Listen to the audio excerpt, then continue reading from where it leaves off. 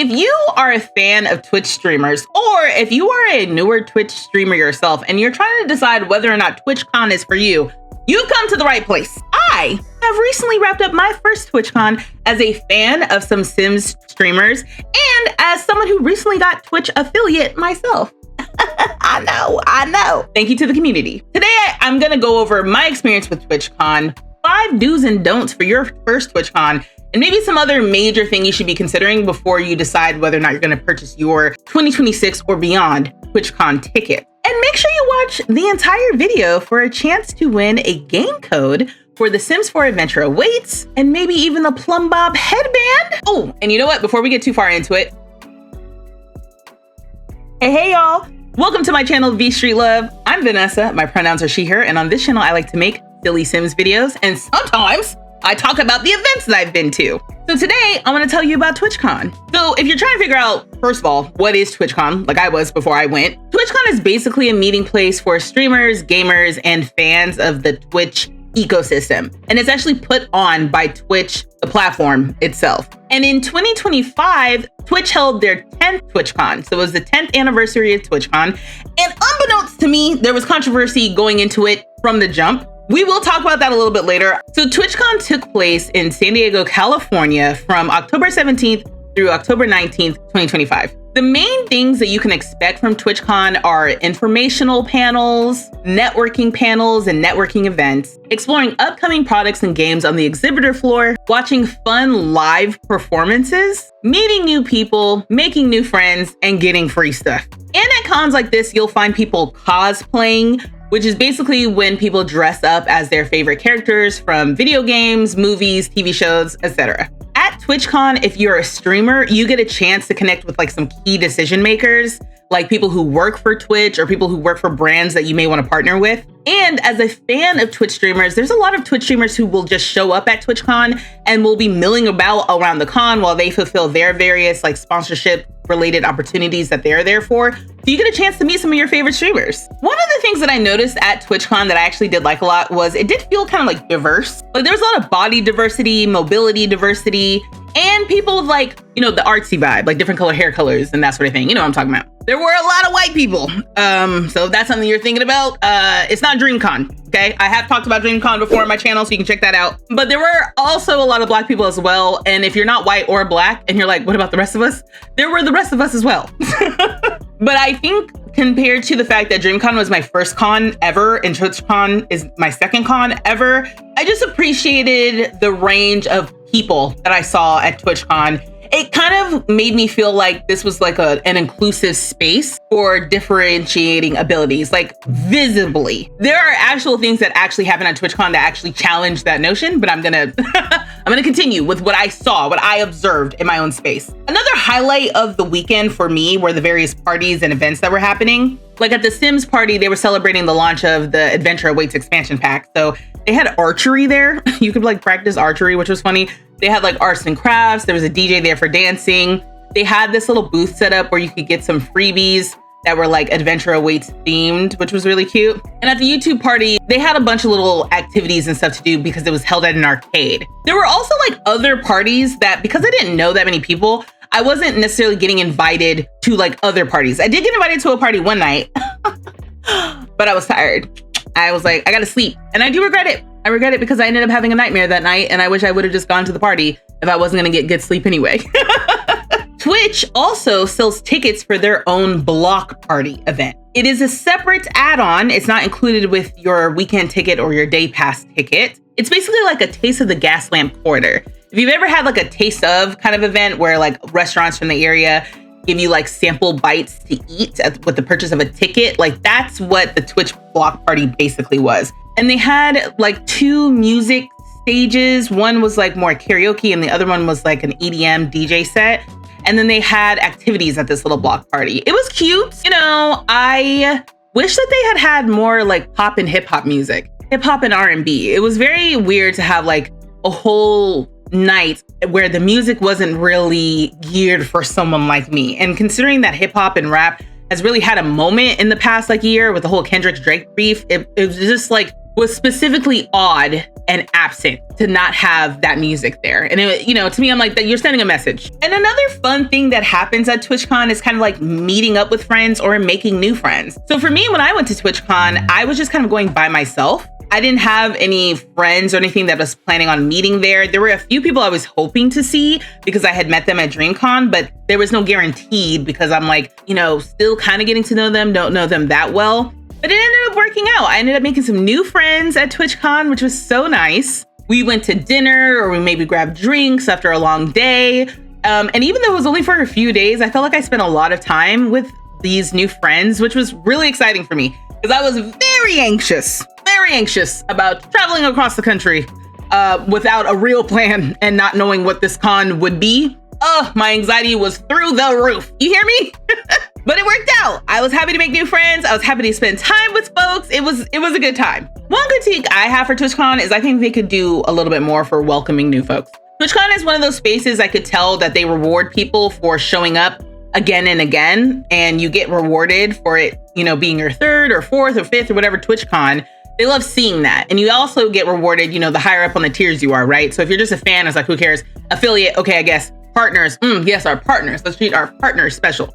Which makes sense. I'm not mad at that. I'm just saying, like, if you're newer to the Twitch ecosystem, if you're newer as a Twitch streamer or a Twitch fan, they kind of have like a more in-crowd insular vibe that I think that they could work on welcoming new folks. That being said, the actual attendees that I ended up speaking to at TwitchCon were very friendly. And when you started chatting up with people, you found out that it was other people's first time at TwitchCon too. So then you kind of had that like bonding moment with people. Basically, you find each other by being there. I made a little list, okay? 5 do's and don'ts for TwitchCon first timers based on my experience at TwitchCon. First, do pack comfy shoes. So TwitchCon takes place in a big old convention center. In 2025, it took place in the San Diego Convention Center. And what I learned after getting there is that things were not close together. The convention center is pretty big and things are pretty spread far apart. So you'll probably be walking a lot. And the convention center does have accessibility entrances,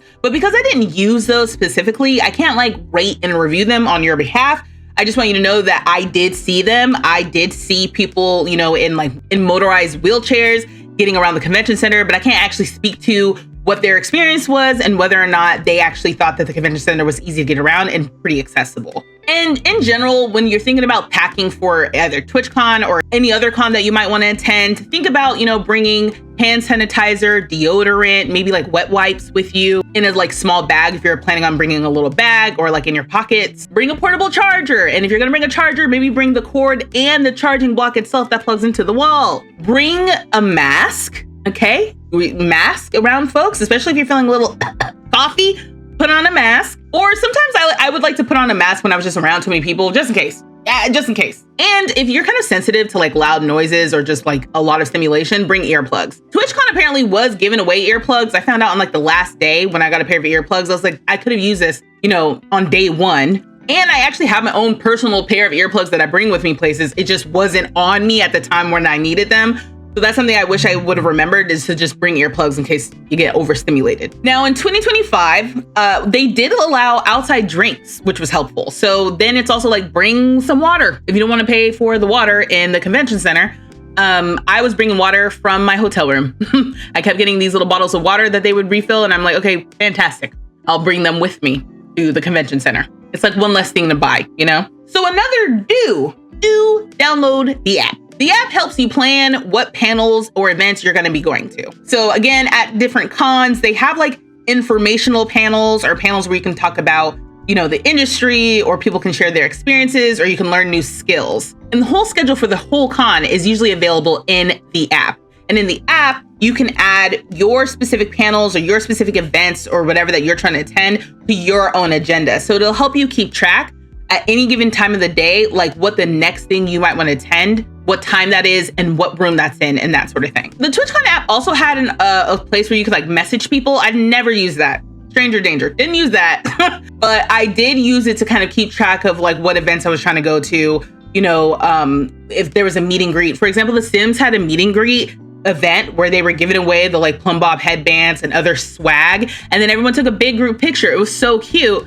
but that was also on the schedule that you could add to your agenda so you could make sure you could go. The app also has a map of the venue. So in case you're trying to figure out where things are, it's just really easy to pull it up in the app to see. The con did have a map on the wall every now and then, but honestly, it was kind of hard to figure out where things were. I did not see enough signs about where things were or anything like that. I think they were anticipating that you were going to use the map in the app. I know, I feel like I'm saying app and map like a lot right now. And honestly, in my experience, I did not think that the map in the app was that great. I wish that the interaction with the map was a little bit more intuitive. But the app itself is good to have so you know what's going on when. And sometimes they want to scan your app to like help with like troubleshooting and stuff if you're having any issues with your ticket or whatever, because I had issues with my ticket. One thing I'll recommend though, when you're planning on what you're gonna do, is be flexible. Once you're on site, things are farther apart than you think.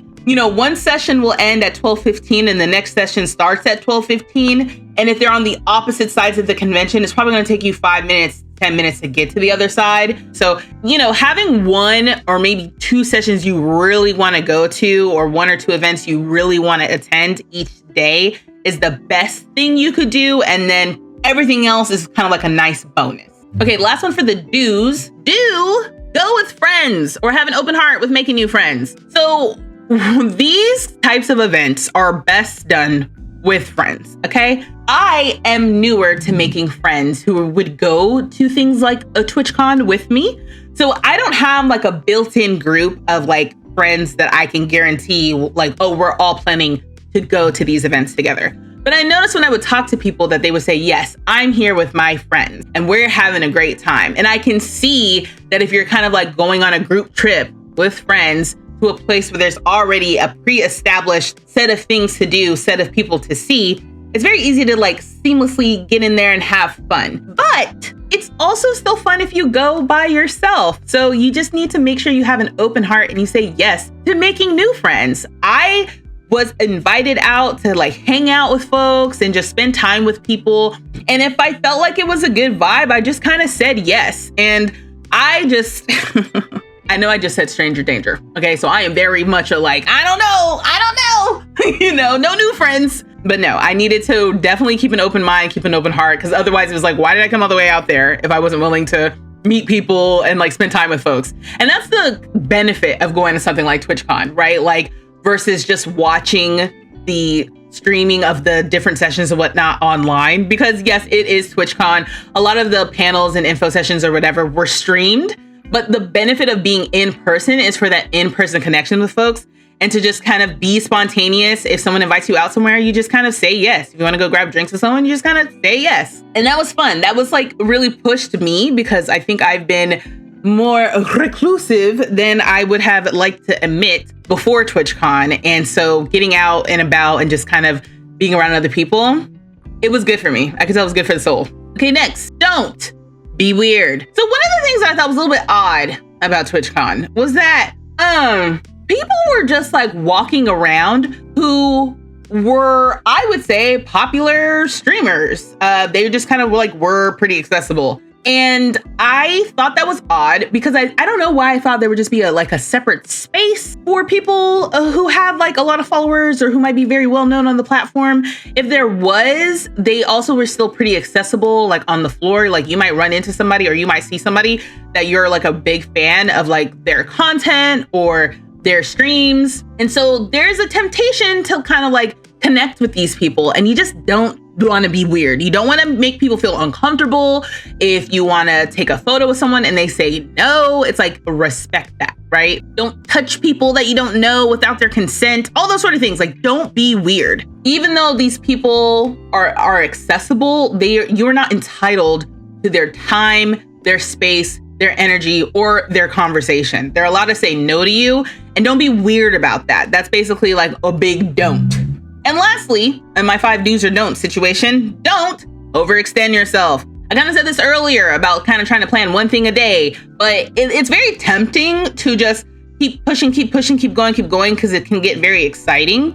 But you need to know your limits and you need to know like when it's maybe time for you to turn in, maybe when it's time for you to rest, making sure you get your meals at a proper time, Respect your own limits, your own boundaries when it comes to your mind, body, and spirit when it comes to events like these. Because there is like a risk of getting overstimulated quite possibly, or a risk of maybe getting like, you know, a little hungry and then you don't eat because you're just so excited. All of those sort of things. It's like, take care of yourself.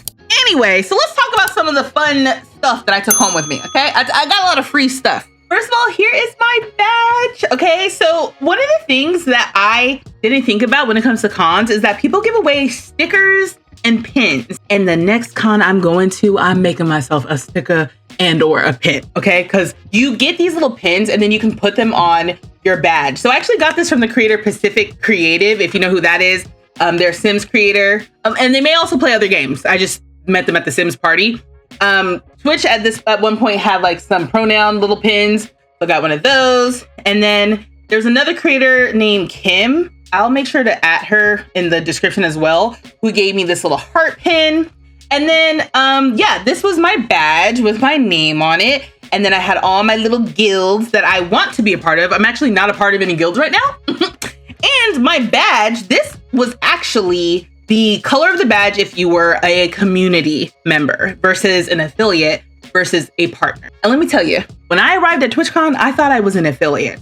But apparently, my affiliate status got caught up in the back end of Twitch's processing system. So they didn't know that I was an affiliate. They just thought I was Gen Pop. So that was very upsetting. I had a very upsetting experience trying to get that resolved. And it didn't get resolved. It didn't get resolved until I got home. So that was another ding from my experience for TwitchCon, but it is what it is, okay? But this is my badge. The little freezer bunny came from, you know, Sims, just getting Sim stuff, okay? But keeping that on my badge was also cute for the weekend. People's lanyards and stuff from their badge were like decked out with all different pins and stuff. It was so cool. Okay, so the first major goodie bag is this one from The Sims. Now listen, I know at the time of me recording this, everyone feels some type of way about The Sims because of EA's sale to Saudi Arabia's PIF and Jared Kushner. I don't know what that's going to be in the future. At this moment, the sale has not actually gone through. I'm holding out hope. And in the meantime, when I show up at events and The Sims are there, I'm getting some free stuff, okay? Also, I'm a fan of The Sims. I'll always be a fan of The Sims, okay? I can't speak to what the parent company is deciding to do, but if I get an opportunity to get a bag with The Sims on it, I'm gonna take it. And on the back, it says Sim it and see, all right? So this is actually a pretty nice bag. Full disclosure, I've already been using this bag. I use it to give out candy to the kids for Halloween. You know, it held all the candy that I had bought so I could give it out to the neighborhood kids. But let me tell you what's in here. I got a My Sims lunchbox. Too cute, honestly. I didn't even play My Sims. Is that bad? Thought it was cute and I wanted it. Nothing actually came inside. It's just that I put the other freebies that I got inside of here when I was packing. So I got this archery master patch that I think I can like iron on to like a jacket or a bag or something like that. So this is actually pretty cute. I've got like a pair of long socks that say Sim it and see. And I got those same socks in black. And I also have this like t-shirt that's kind of like I don't know if it's like a crew neck situation. The material is interesting. It says that it's cotton, but it feels like it's not. The texture of the cotton is not like a regular just unisex t-shirt. It's more like slick feeling. I don't know. And I got this little freezer bunny keychain thing, which is honestly so cute. And I actually really did want this and I didn't purchase it. So I'm glad that I got it in my little goodie bag. The Sims also gave creators like a backpack. So it's like a beige backpack, which is pretty cool. I mean, I like the lavender color. It has some good pockets and stuff inside. I might try to use this for work. I don't know. I actually have been wanting a new backpack. I don't think that this backpack is big enough for my work computer though. So that is a little unfortunate, but I might still try it. It does have like a little pocket on the back that you could slide onto your carry-on. So this is actually like a pretty cool like travel backpack, I think. And lastly, I got a Sims Plump Bob headband. When you click on it, it lights up and it comes in this cute little carrying bag. Okay, super cute. Now here's the thing, okay? I actually ended up with duplicates of some things just by accident. So I do have an extra freezer bunny, an extra plumb bob, and an extra little t-shirt, and an extra bag. So if you would like a chance to win my little TwitchCon bundle here, make sure you comment down below the word bundle as well as your username on Instagram so I can reach out to you for your address if you win. I'll put down in the description below around when I'm going to be picking a winner for the giveaway, so that if you see this video after this date, you'll know that the giveaway is no longer running. Also, if you would like a chance to win a copy of The Sims 4 Adventure Awaits for PC or Mac, here's the first half of a game code. You can check out the other half on my Instagram. Good luck to you. Okay, something else that I got that's pretty cool, that's worth noting, is the Sims board game. And no, I did not get this because I am a Sims creator or anything like that. I won it in the raffle at the Sims meetup. So the Sims had like a community meetup with creators and with fans of the Sims, and they were doing a raffle giveaway for the board game, and they kept calling numbers and people like had left or they just lost their ticket or something. And so at one point I was looking at my ticket and I was like, I said my ticket number and I was like, oh, maybe they'll call ticket 090, whatever my ticket number was. And then whoever was reading them off was like, 090. And I was like, that's me. I feel like as a simmer, it's actually nice that I have this. I feel like if nothing else, it's a collectible. Okay, at the YouTube party, they were giving away, it's like a soft, fuzzy blanket and it's oversized, even for me. And I'm a larger woman. I've already worn this several times and I'm happy I'm gonna have this all winter. It is covered in weird little patches and whatnot. I don't mind. I don't mind because it's a free like hoodie blanket thing. This is also another random thing of note, this Roblox chain. Now, it's plastic with the little foam Roblox. It's a cheap piece of garbage, let me tell you. But when I saw people walking around the convention center with this little chain, I was like, I've got to have one. And not only do I have one, I actually have two. I actually had three, gave one away, and this and the other one will be going to my nephews. But I did feel like a baller, shot caller, if you will, with my Roblox chain while I was at the convention center. I'm just naturally one of those people where if I see somebody with something cool, I'm like, I want it. Where'd you get it? And that's how I ended up with the TwitchCon anniversary pin. Now, I think they were giving this pin to people who were attending their third TwitchCon. And so after hearing me say this was my first TwitchCon, you're like, how did you get the pin? I asked for it. On the very last day, I saw somebody with this pin and I was like, that's really cool. Where'd you get that from? And they told me that they were giving them away at registration if it was your third TwitchCon, but since it was the last day, you could probably go and ask and maybe they'll give it to you. And I was like, and I will go ask. And they did give it to me. This pin is a DreamCon pin, actually. So DreamCon had a room at TwitchCon where I guess the vibes were immaculate. I never actually got to hang out, but on the last day, me and my friends got the DreamCon pin. So I will be wearing that with pride. And if you haven't seen, this is just my denim jacket that I wear with all of my different pins and whatnot on it. Oh yeah, the YouTube had a pin. YouTube was giving away like a bunch of little rinky-dink pins and I put them on my jacket. Oh, I feel like this is my equivalent of bumper stickers because I don't have a car, you know? Like my pins that go on my denim jacket. Now, this was the TwitchCon bag, which was pretty lackluster. However, I did see people with patches on their bag. Don't know where they got those from. Apparently, they were just giving those away. I never saw any. What I did end up seeing from Twitch specifically was whatever this thing is. I think this is just like a little bag where you can carry things. They were giving these away. They were also giving away purple shoelaces, okay? I did take several Twitch pens because I did like these pens. I don't know if you get very specific about the pens that you write with, but I do. And I was like, I like these, I'm taking several of these. And they didn't care because they're just pens. Here are the freaking earbuds that I found on like the last day. And I was like, I really wish I would have known about these beforehand. But maybe they always give them away at TwitchCon. And if so, make sure you ask about this. Okay, the last thing I'm gonna mention are these little rinky-dink Care Bear earrings that I got when I was at the YouTube party. These are adorable. I will be wearing these on stream or in another video. I got stickers and some other pins and some other stuff like that. But it was just cool. Like, that's what I'm saying. Like, you just get free stuff from just walking around. There's stuff that I didn't get. There's a whole cool Frag Punk bag that I didn't even get. That I know that there were like collectible plushies and toys and stuff in there. At least. There was a hella stuff in that bag. I wish I would have taken a picture or something to even show you. So, will I be going to TwitchCon 2026? I don't know, maybe. I think the safety aspect of TwitchCon gives me a little bit of pause now. So if you haven't heard, there was an incident at TwitchCon where a really popular streamer named Emaru was assaulted. There was somebody who was waiting in line to meet her on her meet and greet, and he proceeded, I guess, to cut the line and like force her into a hug and try to kiss her. And when he was finally pushed off by her personal security guard, he like ran off the premises. And Twitch the Twitch security guards apparently, supposedly, did nothing to intervene, to stop this from happening.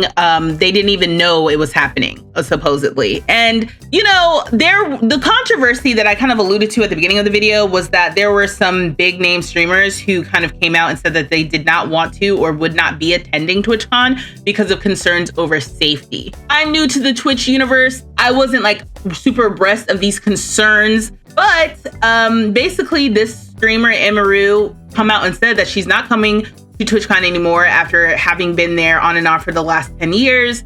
And she would not advise anyone else to go either. So if that can happen to somebody who is supposed to be that close to the Twitch community, who's supposed to have that high visibility and high regard with Twitch themselves, what are they doing to protect the average person at TwitchCon, right? It kind of feels like nothing. And it's a red flag. And it's kind of a wake-up call. So maybe Twitch will do a better job of like protecting people in the future. But it is a little bit strange that, you know, there were calls and concerns around Twitch's safety before TwitchCon. And then that happened while at TwitchCon on the very first day even, you know, it kind of sucks. So that in and of itself is like worth like, do I want to go back to that? I don't know. It was cool meeting other creators as a creator myself. It was also cool meeting other people who are like in the space or fans of games and Twitch streaming.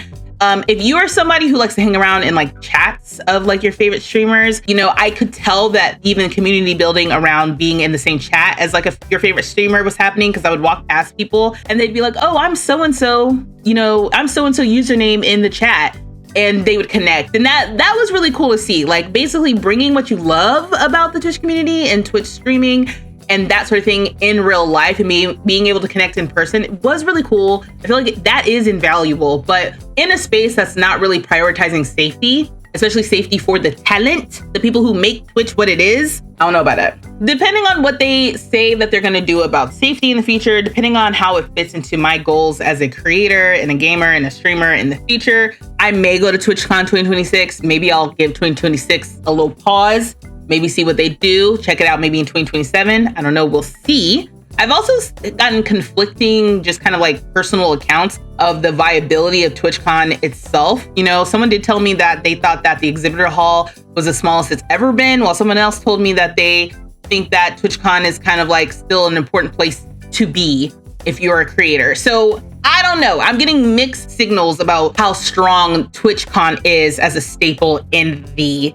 gaming and streaming community. Anyway, how do you feel? What do you think? Any other questions you have for me about going to your first con that I could help answer for you? Let me know in the comments below. If you're looking for something else to watch, I actually made a review on DreamCon, which is a convention for Black creators and gamers and fans here, so you can check that out. Thank you to all my members and especially my top level members for supporting my channel. You too can become a member where you get early access to videos and access to my custom emotes. And if you want to see more from me, make sure you subscribe to my channel and you turn on the post notifications. And until next time, y'all, dag dag!